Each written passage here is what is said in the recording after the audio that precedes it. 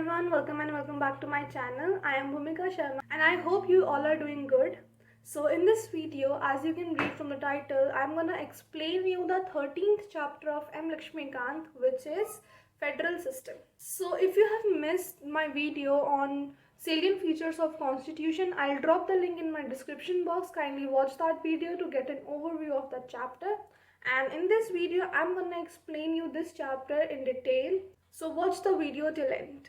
So before getting into the chapter, you should know two types of systems. There are two types of systems, which are unitary system and federal system. So what is the difference between these systems? So basically, when we are saying unitary system, all powers of the country is concerned in union only. There is no division of power. But when we say federal system, we are talking about the division of powers between state and union. So you should know all these 7 differences between federal system and unitary system. Let me explain you federal system. So basically, when the states have come together to form a union, this is known as federal system. So basically, there are two types of federation and true federation.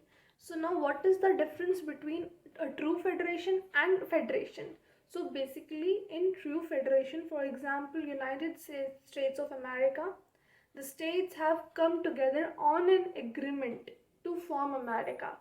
Alright, so when states come together, they decide to come together on an agreement, then it is known as a true federation. But on the contrary, in India, the states have not done any agreement, but instead the states have been carved out from India. India was a union already and it has carved out the states from it. This is known as federation. Alright, so let us clear a few points about the Federation of India, is India a federation? Yes, it is a federation, but it is not a true federation. Alright, is there an agreement? No, there is no agreement basically. But even if there is no agreement, the states cannot cede out from India. Alright, they are going to be a part of India. They cannot cede out from India on their own will. Fine. Is it unitary? No, it is not unitary. It is federal. But it is a quasi-federation. Now, what does this term mean? You should watch my salient features of Constitution video for it. Now, basically watching that video, understanding that chapter before understanding this chapter is very necessary. That's why I'm mentioning again and again to watch that video and to understand that chapter first and then come to this chapter. Alright. So it is a quasi-federation. That's why it has a tilt of unitary. Alright. So is it union of states? Yes, it is union of states. Now if you have read the article 1 of Constitution, which says India, that is Bharat, shall be a union of states. So it is a union of states. It is a federation. It is not a true federation. Okay, it has carved out the states from its union.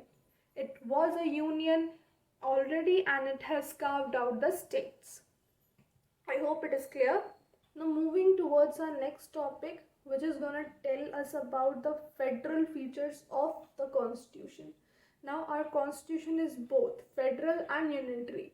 So what are the features? So what are the different features of Constitution? What are the federal features of Constitution and what are the unitary features of Constitution? We're gonna study in this topic.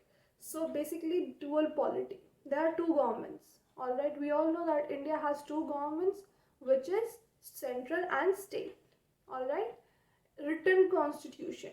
Now our constitution is a written constitution. Okay, division of powers. There is division of powers between central and state and different organs of polity. Fine. Supremacy of the constitution. Now everything is abided by the constitution in our country. So there is a supremacy of the written constitution in our country. Fine. Next is rigid constitution. It is a rigid constitution. It is rigid and flexible on both hands. Independent judiciary and bicameralism. There are two houses, Lok Sabha and Rajya Sabha. Alright, now let's talk about the unitary features of constitution, which says strong center. Yes, India has a strong center. All the powers, all the main powers lies between the center. Alright, states non-indestructible.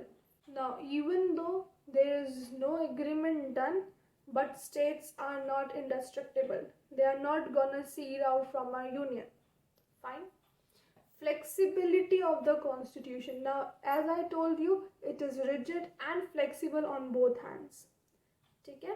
Next is emergency provisions. There are emergency provisions. Now, all these features of constitutions I have already explained in detail in my last video, salient features of constitution. So do not forget to watch that video. You should have an understanding of the chapters so that you can understand this chapter well. Fine. These are the unitary features of constitution, and those were the federal features of the constitution, and this ends our chapter. There is nothing more in this chapter. It is basically explaining the federal features of our constitution of our country, and all these terms which I have written here I have already explained in very detail in my last video. You should watch that video so that you can easily understand this chapter. You don't have to do much hard work in this chapter if you have an understanding of that video. So I hope today's lecture is very clear to you all. Now I am thinking to post a video in which I am going to tell you the correct order of studying Indian polity book. No, it is not the correct order that you should start from chapter 1, 2, 3, 4, 5. No. There is a specific correct order to study that book, and I'm gonna post that video very soon on my channel. So do not forget to subscribe to my channel and hit the bell icon so that you can never miss any updates. And I'm gonna explain you each and every chapter of Indian polity on this channel only. So do not forget to share it with your classmates and like the video if you have liked my explanation. I'll see you in the next one. Till then, goodbye.